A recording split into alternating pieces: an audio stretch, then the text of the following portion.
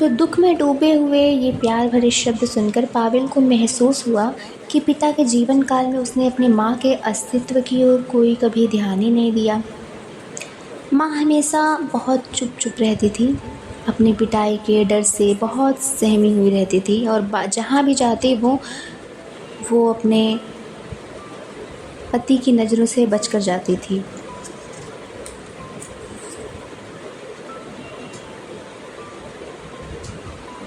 बेटे ने कहा, माँ मुझे बहुत प्यास लगी है। तो माँ ने कहा, मैं तुम्हारे लिए कुछ बर्फ़ का पानी लेके आती हूँ। लेकिन माँ जब तक पानी लेके आई तब तक पावेल सो चुका था।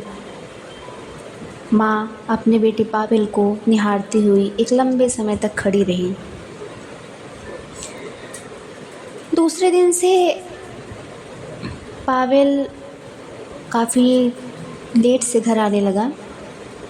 वह अपने घर पे किताबें ले आने लगा।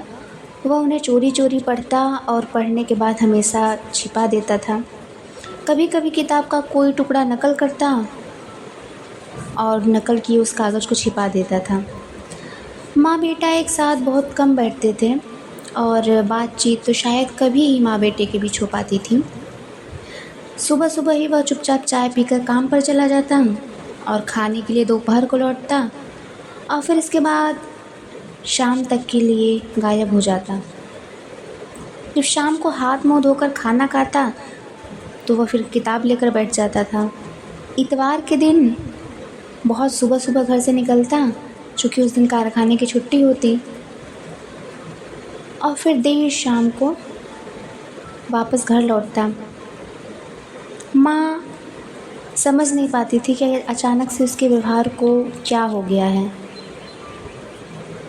पर कुछ छोटी छोटी नई बातें थीं जिनकी ओर माँ का ध्यान गया कि उसने भड़कदार कपड़े पहनना छोड़ दिया था और अपने शरीर और कपड़ों की सफाई की ओर अधिक ध्यान देने लगा था। पावेल की चाल ढाल में पहले की अपेक्षा खुलापन आ गया था।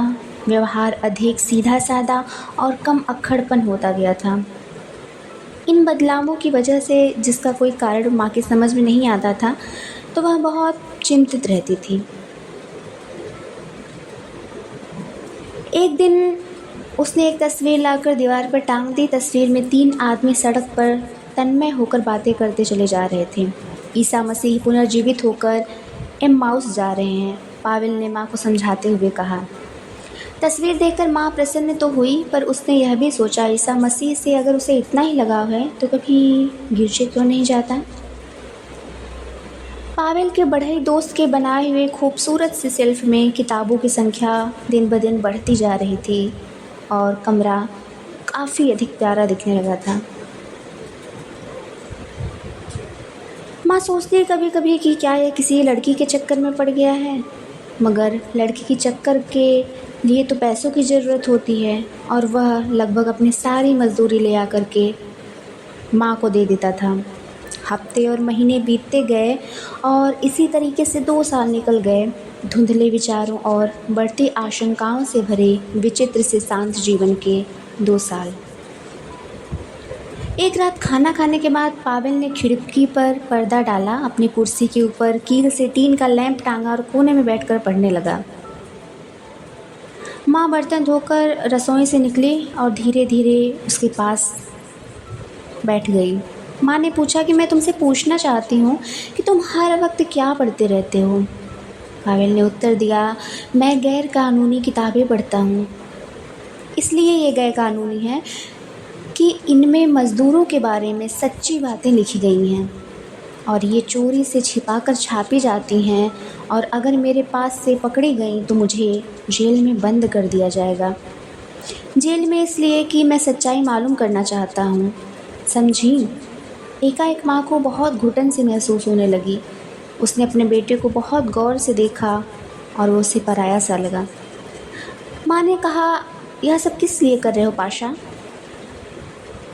तो उसने सर उठाकर माँ से कहा, इसलिए क्योंकि मैं सच्चाई जानना चाहता हूँ। उसकी आवाज़ कोमल मगर दृढ़ थी और आंखों में एक चमक थी। माँ ने समझ लिया कि उसके बेटे ने जीवन भर के लिए अपने आप को किसी गुप्त और भयानक काम के लिए अर्पित कर दिया है। माँ रोने लगी। पावेल ने कहा, तुम 40 बरस की हुई, कुछ भी सुख देखा है तुमने अपने जीवन में? पिताजी हमेशा तुम्हें मारते रहते थे और मैं अब इस बात को समझने लगा हूँ कि वह अपने तमाम दुख दर्द, अपने जीवन के सभी कड़वे अनुभवों का बदला तुमसे लेते थे। कोई चीज़ लगातार उनके सीने पर बोझ की तरह रखी रही, पर वह नहीं जानते थे कि वह चीज़ क्या थी। उन्होंने 30 बरस तक खून पसीना एक किया। जब वे यहाँ काम करने लगे थे तब इस कारखाने की सिर्फ 2 इकाइयाँ थीं और अब 7 इकाइयाँ हैं। माँ ने सुना और दुख से अपना सिर हिलाया। उसे एक विचित्र सी नई अनुभूति हो रही थी जिसमें हर्ष भी था और दुख भी। उसने पहली बार अपने जीवन के बारे में ऐसी बातें सुनी और इन शब्दों ने एक बार फिर वही धुंधले विचार जगा दिए जिन्हें वह बहुत समय पहले भूल चुकी थी। माँ ने उसकी बात काट कर पूछा, तो तुम करना क्या चाहते हो? पावेल ने कहा कि पहले मैं खुद पढ़ूंगा और फिर दूसरों को पढ़ाऊंगा। हम मज़दूरों को तो पढ़ना ही चाहिए। हमें इस बात का पता लगाना चाहिए और अच्छी तरह यह बात समझ लेनी चाहिए कि हमारी ज़िंदगी में इतनी कठिनाइयाँ आखिर हैं क्यों। ऐसा क्या हो सकता है पासा? माँ ने पूछा और वह दृढ़तापूर्वक बोलता है कि जो जनता की भलाई के लिए उसमें सच्चाई के बीज बो रहे थे, इसी कारण जीवन के शत्रु हिंसक पशुओं की तरह उनके पीछे पड़ जाते थे, उन्हें जेलों में ठूंस देते थे, साइबेरिया भेज देते थे। माँ ने कहा कि अब सवेरा होने को है, तुम जरा सो लो। पूरी रात भर धीरे धीरे ऐसी बातें चलती रहीं। माँ प्रश्न करती और पावेल उत्तर देता रहा। पावेल ने बोला, हाँ अब सोऊंगा। और फिर अपनी माँ से बोला कि तुम मेरी बातें समझ तो गई ना? माँ ने आह भर कर उत्तर दिया, हाँ, परंतु बेटा इसमें तो तुम तबाह हो जाओगे। पर पावेल ने कहा कि मैं तुमसे विनती करता हूँ कि मेरी राह में कभी तुम बाधा मत बनना। माँ ने कहा, मैं बाधा नहीं बनूंगी, मगर अपने आप को संभाले रखना। इस तरीके से एक दिन बीतने लगा। एक दिन पावेल ने कहा कि माँ, शनिचर को कुछ लोग शहर से मिलने आएंगे। माँ शहर के नाम से ही डर गई और सुबकते हुए बोली, क्या बात है? तो उसने बोला कि माँ तुम डरो नहीं। शनिचर की शाम को पावेल ने कारखाने से वापस आकर मुँह हाथ धुले, कपड़े बदले और बाहर चला गया। उसने माँ से कहा कि कोई आए तो कहना कि मैं अभी आता हूँ, और माँ तुम यूँ डरना बंद करो। तुम ऐसा क्यों नहीं करती माँ कि कहीं चली जाओ? पावेल ने कहा। पावेल की इस बात से माँ को बहुत दुख हुआ। उसने सर हिलाते हुए कहा, नहीं, मैं जाऊँ तो किस लिए जाऊँ। कुछ समय बाद बरामदे से किसी के पैरों के घिसटने की आवाज़ आई। माँ चौंक पड़ी और अंदेशे से उसकी दोनों भौहें ऊपर चढ़ गईं। दरवाज़ा खुला। बड़ी सी फर की टोपी में पहले एक सर दिखाई दिया, फिर एक लंबा सा शरीर झुककर दरवाजे से अंदर आया और अपना दाहिना हाथ उठाकर उसने सलाम किया और फिर ज़ोर से आह भरकर आवाज़ में कहा, नमस्ते जी। माँ ने कुछ कहे बिना झुककर उसके अभिवादन का उत्तर दिया। उसने पूछा, पावेल है?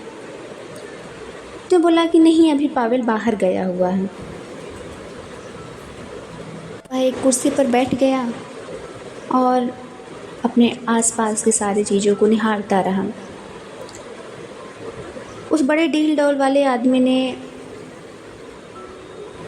माँ से पूछा कि ये घर किराए का है? माँ ने कोई उत्तर नहीं दिया। उसने कहा कि अभी मेरा बेटा आ जाएगा, इंतज़ार करो। उसने माँ से अपने जीवन से संबंधित कुछ बातें की। माँ के माथे पे एक निशान था, उसको देखकर उस व्यक्ति ने पूछा कि ये आपको चोट कैसे लगी? तो माँ ने उसके उत्तर उसको नहीं देना सही समझा। फिर ऐसी ऐसी बातें बढ़ती गईं तो उस मेहमान ने अपना परिचय दिया। वो कानेव का रहने वाला खोखेल है। खोखेल का मतलब होता है कि रूस में यूक्राइनी के लिए ये प्रयोग शब्द किया जाता है। जो यूक्रेन का रहने वाला होता है उसको खोखेल बोला जाता है। माँ ने कहा, एक गिलास चाय पियोगे? उसने बोला, अकेले? औरों को भी आने दो, तब हम सबकी खातिरदारी एक साथ करना। माँ ने सोचा कि ये आदमी तो ठीक ठाक दिखता है और बाकी लोग भी अगर आते हों तो ऐसे ही रहें तो बहुत अच्छा होगा। थोड़ी थोड़ी वो डर रही थी। बाहर से एक लड़की आई और उसने पूछा कि आप पावेल मिखाइलोविच की माँ हैं? सलाम, मेरा नाम नताशा है। पितृ नाम क्या है तुम्हारा? माँ ने पूछा। उसने बताया, वालसील येवना। और आपका? माँ ने बोला, पेलागिया निलोवना। तो नताशा ने कहा कि हम तो एक दूसरे परिचित हो गए हैं। फिर नताशा ने कहा कि मुझे बहुत ज़ोरों की सर्दी लग रही है। फिर उसने अपना कोट उतारा और बाहर की जो दशा थी, मौसम कैसा था, वो खोखले से सब कुछ बताने लगी।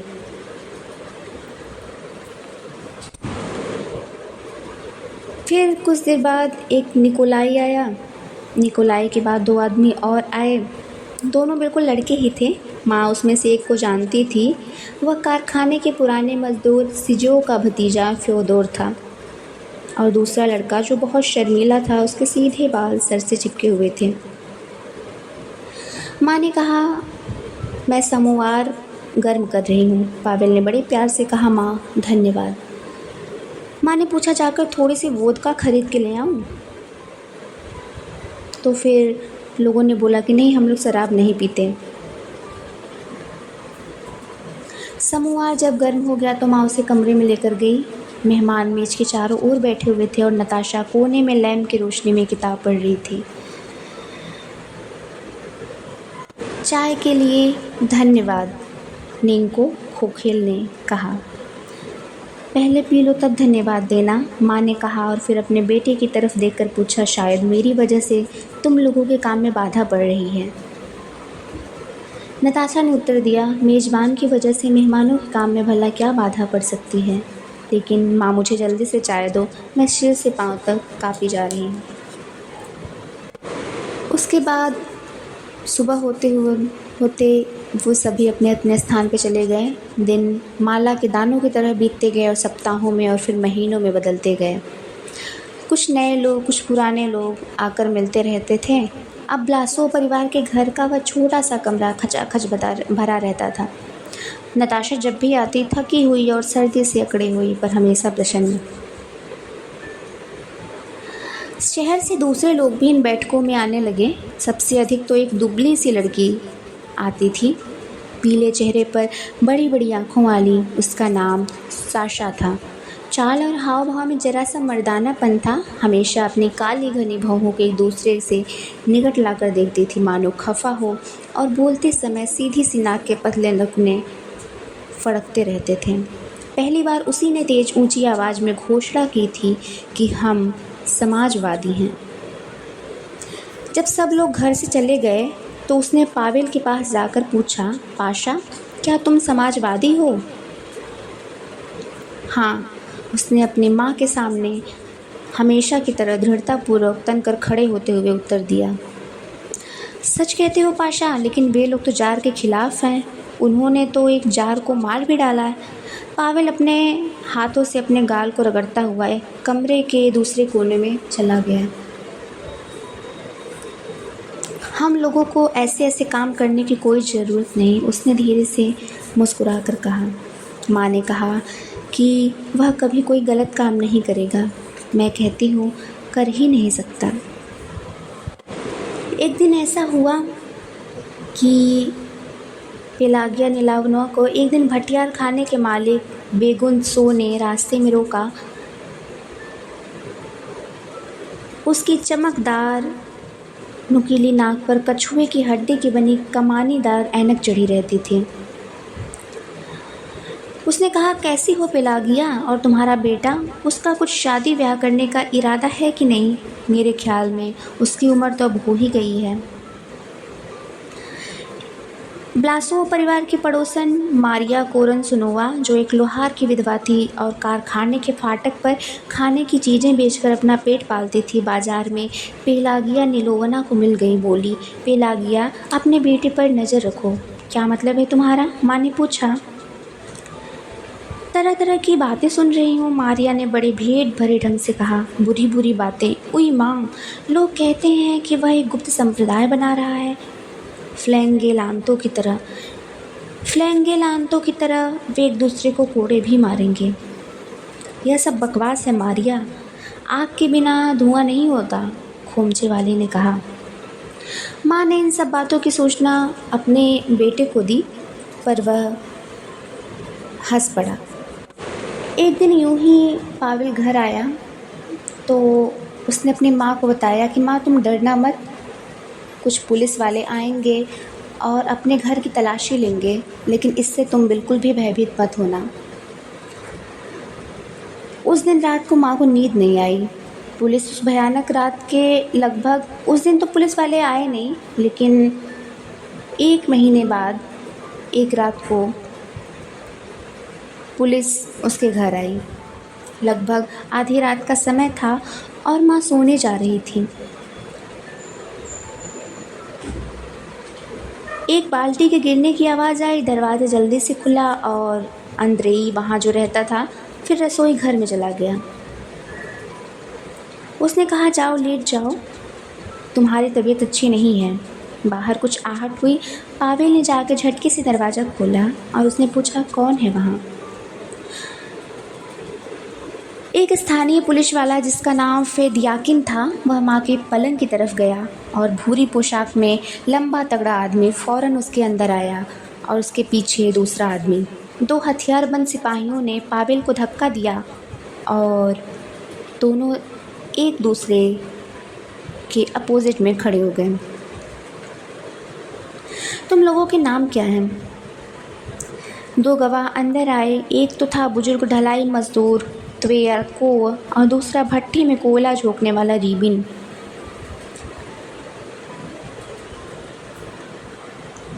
अफसर अपने गोरे हाथ की पतली उंगलियों से झपटकर एक किताब उठाता और जल्दी जल्दी उसके पन्ने पलटकर एक तरफ फेंक देता था और ढेर सारी किताबों का वहाँ ढेर लग गया। एक ने कहा, बाइबिल कौन पढ़ता है? पावेल ने उत्तर दिया, मैं पढ़ता हूँ। ये सब किताबें किसकी हैं? पावेल ने उत्तर दिया, मेरी हैं।